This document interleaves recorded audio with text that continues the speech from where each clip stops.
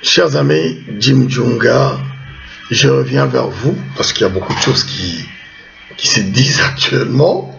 Et là où c'est rigolo, c'est que toutes les positions que nous vous donnons depuis plus de 2 ans, 3 ans, sont reprises par tous ces gens qui sont en train de nous expliquer, qui sont en train de quitter le navire en nous disant la vérité. Alors que ces gens-là, pendant des mois, il y a 3 semaines, il y a 1 mois, soutenaient mordicus le système Kabila, parce qu'ils en espéraient des retombées. Mais la pression politique que nous avons mise a été tellement forte qu'aujourd'hui, on voit le ballon éclater de partout et les souris et les hyènes sortir dans tous les sens. C'est une réalité. Quand on voit combien de gens aujourd'hui dans certains groupes qui composent le rassemblement des gens qui sont partis tenter de vendre le Congo à Jean Val, on s'est dit qu'il y a un problème. Sur Mavungu, Matungulu, etc. On voit des personnes qui sont en train de récupérer les positions que nous défendons pour s'appuyer dessus et donner les raisons pour lesquelles ils quittent ces mouvements-là. Nous savions pertinemment bien qu'il y avait un accord entre les gens de l'UDPS, en particulier leur président, leur chef, sa famille, et les occupants. On l'a dit, on nous a pris pour des gens qui étaient un peu partisans, un peu partial, un peu pas schizophrènes, mais déjà qui faisaient un peu de l'amnésie. On n'a pas d'amnésie du tout. On l'a dit. On a dit que le système versait suffisamment d'argent à M. Tshisekedi et sa famille pour que ces gens-là, aujourd'hui, fassent quoi au peuple congolais? Qu'il y a une solution qui vient, mais il faudrait qu'on voit comment est-ce qu'on compose avec Kabila, etc. Nous vous disons non. Nous n'avons pas composé avec Kabila. Pourquoi? Il a fini son mandat, il part. S'il a commis des choses qui sont graves, on va les poursuivre, c'est ce qu'on fera. On va tout vérifier point par point et on agira. Et moi, je veux revenir aujourd'hui sur la situation qui est à Beni. Parce qu'on nous parle de Beni, on va, même le gouvernement français, congolais, prendre des mesures, prendre position, aller attraper des bandits un peu partout pour venir les présenter comme étant les gens qui font des massacres à Beni. C'est pas possible qu'on voit des choses comme ça. Et puis ça dure depuis des années. Et comment se fait-il qu'il a fallu qu'on soit en fin de mandat de Sieur Kabila et de son système pour que, comme par hasard, ces gens-là commencent à s'agiter pour nous sortir des bandits un peu partout? On n'est pas dupes. Nous ne sommes pas dupes. Nous ne sommes pas dupes. Nous sommes des gens très sérieux. Et quand nous vous disons les choses, nous les vérifions avant de vous les dire. Nous vous avons dit que nous nous posions la question de savoir où se trouvait l'État congolais. C'est-à-dire le gouvernement de la République démocratique du Congo, central et territorial. Où il était. Beni, la région de Beni, c'est 200 000 habitants au moins. C'est une région qui est frontalière avec l'Ouganda et en partie au sud le Rwanda. C'est l'endroit où les garçons qui sont soi-disant allés tenter de faire, suite à la demande de leur chef Kagame, une révision des frontières. Selon quels critères, nous ne savons pas. Et qui ne nous engage pas du tout. Si cette chose-là a été faite, parce que nous n'avons pas encore une preuve, mais si cette chose-là a été faite, nous allons y revenir sans aucun problème. Je vous l'assure. Nous, aux affaires, toutes ces choses qui ont été soi-disant faites, parce qu'on n'a pas de preuves jusque-là, nous n'avançons pas les choses parce que les gens le disent. Nous disons, on a besoin d'avoir des preuves, donc on a ces preuves-là. Nous reviendrons sur toutes ces choses illégales. Qui va aller enlever 1 cm² de la République démocratique du Congo avec le consentement de qui? En tout cas, pas de nous. Donc voilà, donc on est dans cette réalité. Donc dans la région de Beni, il y a 20 000 morts depuis 5 ans, depuis 6 ans, depuis 4 ans. En tout cas, entre 7 000 et 20 000 morts. C'est énorme. Je vous ai dit, c'est 200 000 habitants. Vous imaginez la région de Nice, où il y a eu 84 morts par terrorisme, a mobilisé la République française avec tous ses moyens régaliens. Tous ces moyens régaliens. Tout.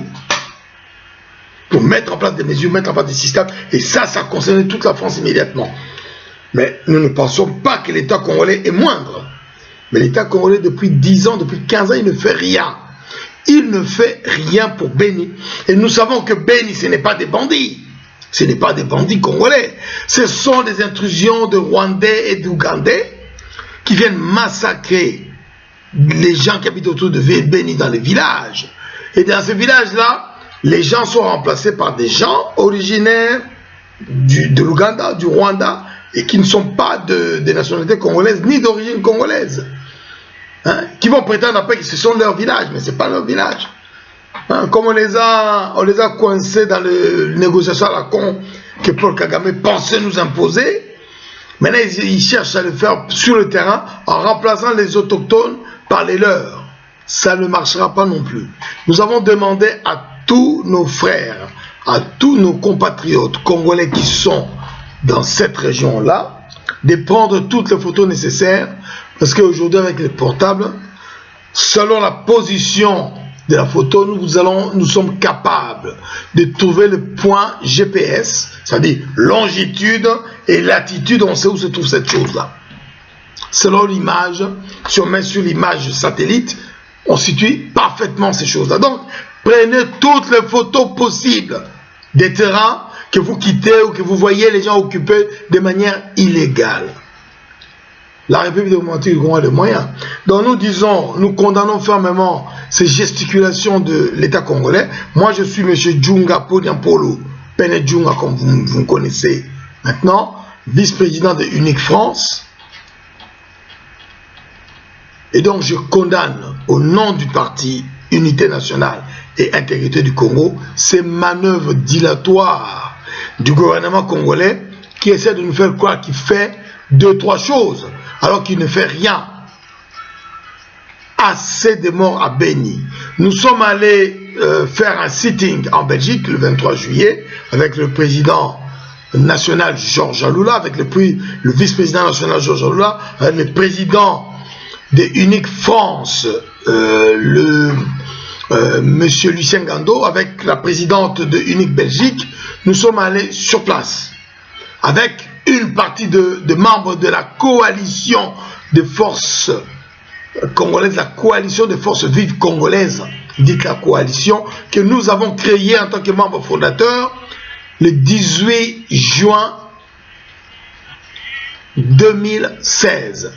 Nous sommes allés à Bruxelles même, nous avons fait cette sitting pour montrer notre soutien total, non seulement de notre parti, mais de nous, Congolais, à ce frère congolais qu'on massacre, et de dire à l'État congolais dirigé par l'occupation Kabila Kagame, Katumbi Kamere, principalement, que nous sommes en train de tout noter et nous n'oublierons rien.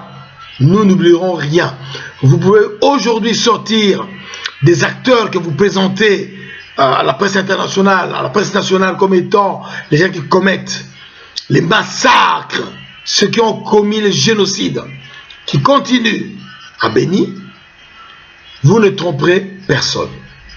Et donc, nous engagerons tous les moyens de l'État, le moment venu, pour que tous ceux qui sont responsables de cet abandon de peuple, cet abandon de notre peuple à Beni, paye le prix qu'il faudra par la justice, par le droit. Nous n'oublierons personne. Et tous les pays étrangers qui agressent le Congo depuis et qui sont engagés dans cette affaire-là, nous allons au niveau international prendre tout ce qui est nécessaire comme mesure pour que le règlement se fasse au niveau politique. Voilà, donc nous ne pensons pas que les Congolais doivent s'inquiéter. On doit s'inquiéter parce qu'il y a des morts terrible. On doit pleurer, oui, mais nous pleurons, nous nous inquiétons, nous pleurons en sachant que nous avons le moyen. Nous aurons le moyen demain de régler cette affaire-là et de renvoyer tous les protagonistes étrangers chez eux, quoi qu'il arrive. La responsabilité de Paul Kagame, la responsabilité de Museveni, ce sont les deux responsabilités engagées. Ce sont eux qui sont les dirigeants de l'occupation du Congo. Leurs hommes qui sont au Congo, Kabila, Katumbi, Kamere, etc. et le supplétif congolais qui les servent, passeront devant les juges. Quoi qu'il arrive. Hein? Nous n'oublions pas les indigents de Maluku. Nous n'oublions pas. Rien que ces deux dossiers, c'est une catastrophe nationale. Alors, unique unité nationale, intégrité du Congo du président Joseph Lula, vous confirme le fait que, quoi qu'il arrive au Congo, nous présents, il n'y aura pas de vide. Nous avons tous les moyens intellectuels et techniques pour mettre en place les techniciens, les politiciens nécessaires pour que ce pays-là fonctionne comme il faut. Il n'y aura pas de vide. On veut nous dire que si Kabila part, il y aura des problèmes, il y aura des... Un de nos dirigeants de UNIC a expliqué pourquoi est-ce que les changements dans un pays, dans tout le pays, se font toujours avec perte et fracas. Excusez-moi de dire ça comme ça. C'est que les peuples se battent pour se libérer. Et notre peuple est en train de se battre pour se libérer. Et nous sommes avec lui. Unique, unité nationale, l'intégrité du Congo est avec lui partout sur le sol national. Et avec nous, nous entraînons la coalition des forces vives congolaises dont nous sommes membres fondateurs, que nous avons créé avec beaucoup d'autres forces politiques, associatives, combattantes, militantes, pour justement apporter une réponse adéquate à ce problème qui se pose au Congo, qui est un problème éminemment politique, qui va être réglé à ce niveau-là de manière la plus ferme possible. Ingeta, Djunga Podiampolo, Pene Djunga, unité nationale et intégrité du Congo et la coalition. Merci.